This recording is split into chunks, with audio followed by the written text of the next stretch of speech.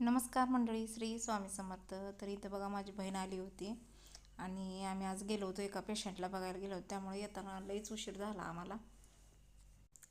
आल्यानंतर बघा पसारा वगैरे तसंच ठेवला आणि नंतर स्वयंपाकाची पहिला तयार केली. तर उशीर झाला होता त्यामुळे आम्ही मस्त असं पिठलं भाकरी केली बघा. पिठलं भाकरीत कांदा मिरची वगैरे घालून खरडा केलेला होता आधीच, त्यामुळं खरडा आणि कांदा घालून बारीक मस्त असं केलं बघा पिठलं भाकरीचं जेवण.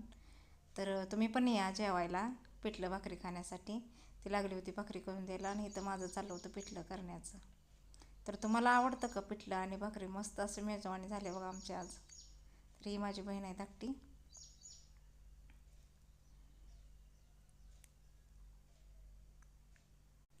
तर जेवण साधं असो किंवा भारी, आपली माणसं असली का ते छानच लागतं. आणि बघा इथं आपली माणसं कोण पण असू दे, मग आल्यानंतर हातभार पण कामाला लागतो बघा आपल्याला.